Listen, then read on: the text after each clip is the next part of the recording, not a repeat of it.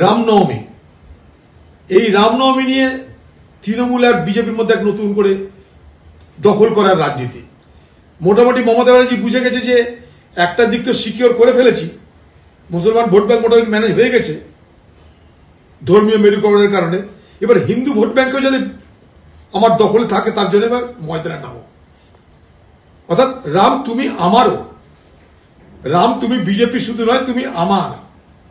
এবার রাম যাবে কোথায় জানি না, কিন্তু বাংলায় রাম নিয়ে শুরু হয়ে গেছে আবার রামনবমীর সার্কাস।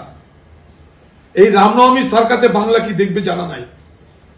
এর আগে শুনতাম মমতা ব্যানার্জি বলতেন রাম বলে বাংলায় কোনো উৎসব হয় না, এখন তিনি সেই উৎসবে ঝাঁপিয়ে পড়ছেন, কারণ হিন্দু ভোটও তাকে সিকিওর করতে হবে।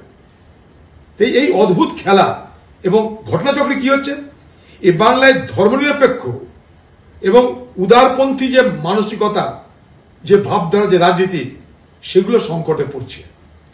এবং লক্ষ্য করবে জিনিস আরেকটা, যে রামনবমীকে কেন্দ্র করে মমতা ব্যানার্জি অকারণে কিন্তু বিজেপিকে হাওয়া দিয়ে বিজেপিকে আরো প্রাসঙ্গিক করছে। বিজেপিকে যাতে মানুষ ভুলে না যায় তার জন্য সব থেকে দায়িত্ব পালন করছে, অগ্রণী দায়িত্ব পালন করছে মমতা ব্যানার্জি নিজেই। তিনি রামকে এমন হাওয়া দিচ্ছেন বিজেপি করে, যে রামনবমী আর বিজেপিকে এমন হাওয়া দিচ্ছেন যে আমিও ছাড়বো না রামকে।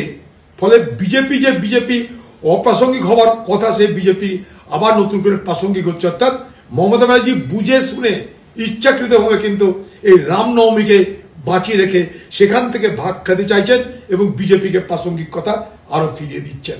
বাংলা টুডে নাও।